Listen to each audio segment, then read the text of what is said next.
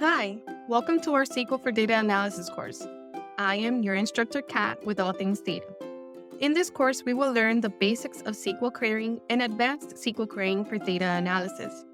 We will go through the most frequently used functions for querying data, answer business questions by querying the data, and you will have quizzes to make sure you are retaining what you are learning along the way. This course will not go through every single SQL function as there are too many to go through. We will, though, go through some of the most common functions you will need in a professional setting when querying data. At the end of the course, you will have a final test. The final test will consist of real-world business questions you will have to answer by querying data using what you have learned. I will provide you a video with the solutions and explanations. Within the resources and materials section, you will find what you need to follow along.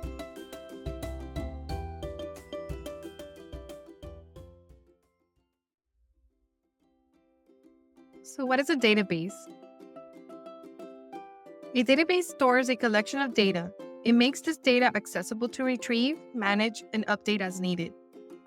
It consists, among other things, of tables, which stores related data. A table has columns or fields and rows of data. Think Facebook. The information of every user has to be stored in a database for the web page to be able to retrieve and display the user's profile. In SQL, the columns of a table are defined to store a specific kind of value. Some of the most common data types you might work with is car, which can store basic text of characters or numbers, words, or phrases. Date time. Integer, which will always be a whole number. Float, which can have many decimal points. The decimal data type, which can have a set number of decimal points. So for example, currency, you might have as a decimal data type with up to 2 decimal points per six. And Boolean, which can only store either the word true or number 1, or false or number 0.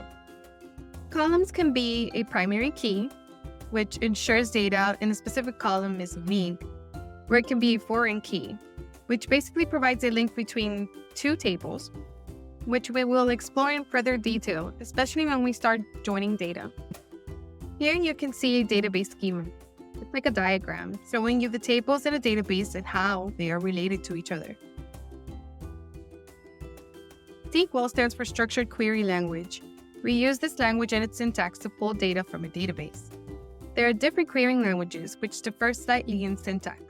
The way things are written for the computer to do is instructed. But learning SQL in this course will be beneficial in that they are similar and function the same way. Now let's explore our database.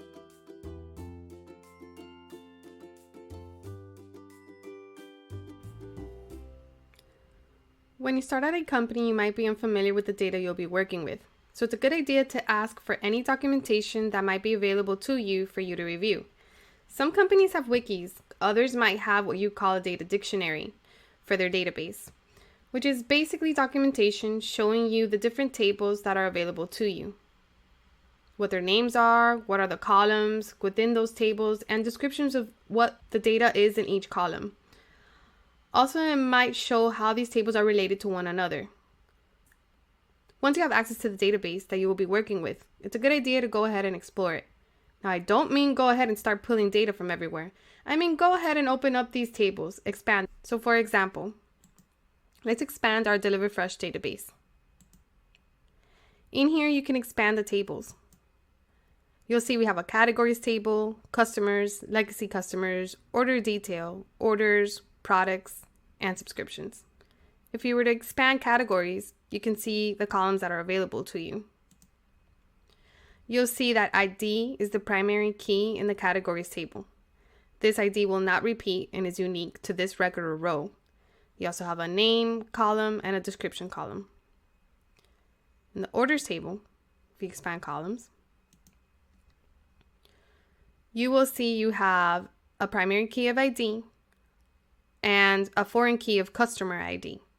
Now, this foreign key means that this customer underscore ID column in the orders table is related to the customer's table ID column. You can actually go in here, for example, into categories. And if you right click, you can select to top 1,000 rows. This will automatically run and select the first 1,000 rows available in that table.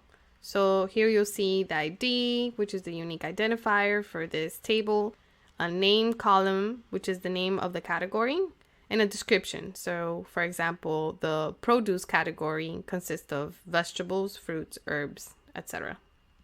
Now for the fun part, let's start retrieving some data. To retrieve some data, you must use the select clause. The select clause specifies the columns from which data values are to be retrieved by the query. Data retrieval is limited to the columns specified. Let's go ahead and open up a new query window. You can right-click on the database and click New Query. Or you should see on the toolbar up in the top a new query action button. You must first start with a select. Let's start with an asterisk. The asterisk will retrieve all the columns that are available in the table. Setting my from clause before going ahead and mentioning the tables that I would like to retrieve will actually give you an autocomplete. So you see ID, first name, last name.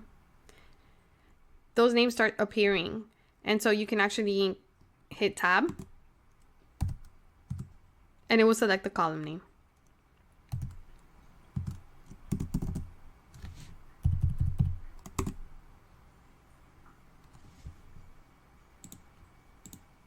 Then you can go ahead and execute and it will select only the columns that you specify.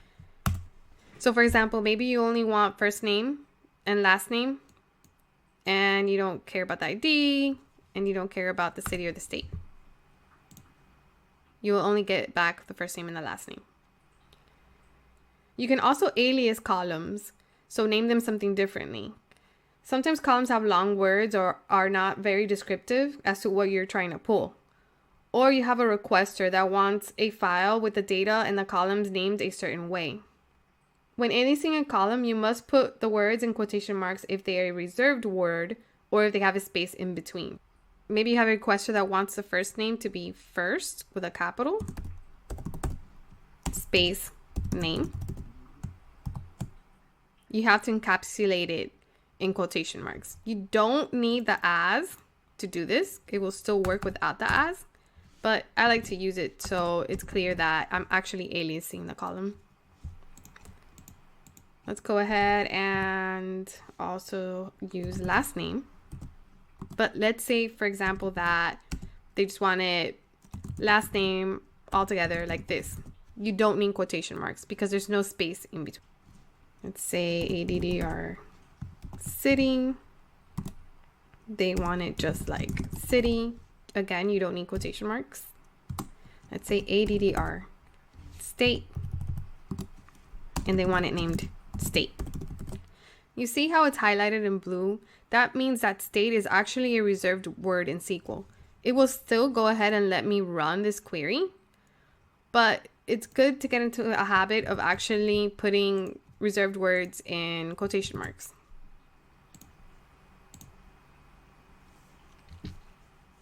You can also alias a table. Right now, we're only pulling one table, so aliasing the table is not really that beneficial, but it will become a lot more beneficial when you are joining a lot of tables. It will make the query look a lot cleaner and easier to read. So you can name customers at, say, C, and this will still run. Again, you can use as, but you don't have to. Here's a tip.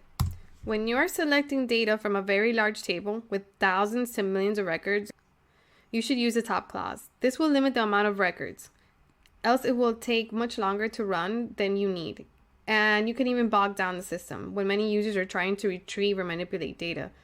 You can see how long, for example, this query runs when we're trying to select data from order detail. So for example, let's do select all from order detail.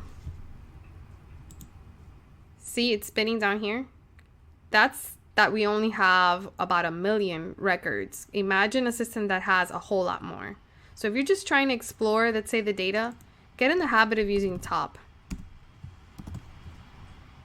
And actually specify how many records you actually want to show. So for example, I only want to explore the data. I want to get top 100 rows so I can take a look and see what the data looks like. So here you'll see I selected only top 100. Down here you'll see there's 100 rows that have been retrieved. We'll also learn how you can use top for specific requests that you're getting in the next lesson on sorting our data.